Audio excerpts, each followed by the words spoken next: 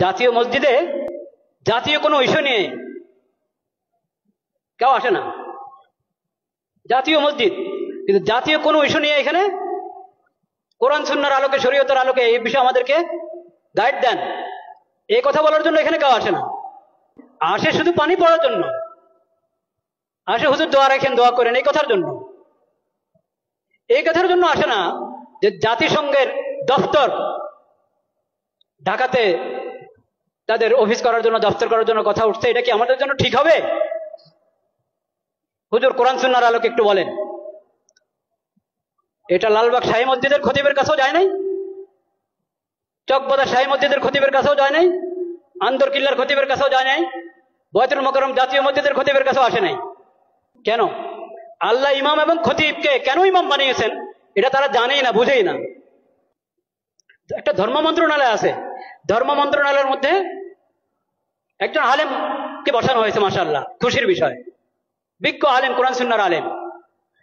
তো যে কোনো বিষয় দেশের প্রথমত ধর্ম মন্ত্রণালয় থেকে অনুমোদন নিতে হবে, ধর্মীয় দিক থেকে এখানে আপত্তি আছে কিনা, এই বিষয়ে ধর্মের নির্দেশনা কি, ওখান থেকে প্রথম অনুমোদন নাও, তারপরে অন্য ফয়সালা, অন্য মশওয়ারা।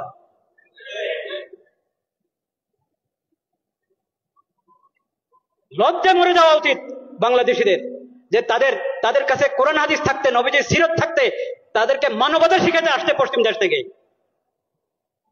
লজ্জা মরে যাওয়া উচিত।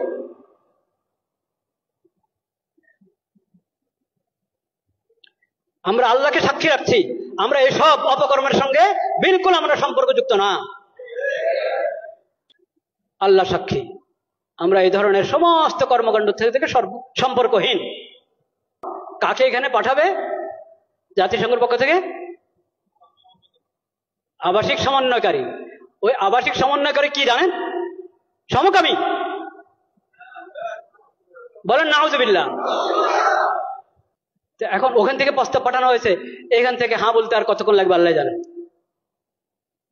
যদি বিবেক থাকে, যদি বর্তমান সরকার ভালোই তো করছিল, অনেক কাজ তো ভালোই করছিল, সুন্দর করছিল, এই শেষ সময় যদি নিজের ইজ্জত রেখে যেতে চায়, তাহলে তাদেরকে এই দপ্তর এর ফয়সালা উদ্রহ করতে হবে এবং এই ধরনের এই বিকৃত মস্তিষ্ক লোকদেরকে, বেহায়া বেলাদা লোকদেরকে এই দেশে আসার অনুমতি দেওয়া থেকে বিরত থাকতে হবে।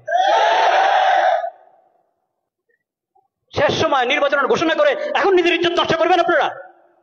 এইসব হারাম কাজ অন্তর্বর্তীকালীন সরকার করক তাও হারাম, নির্বাচিত সরকার করক তাও হারাম, যে করক এসব কাজ হারাম। ঈমান রক্ষা করো, ঈমান রক্ষা করো, চরিত্র রক্ষা করো। ঈমান বিনষ্টকারী, চরিত্র বিনষ্টকারী, আখলাক বিনষ্টকারী কোনো কিছুর অনুমোদন এই দেশে চলতে পারে না। এটা তাওহীদের জমিন। আল্লাহ তাআলা হেফাজত করেন।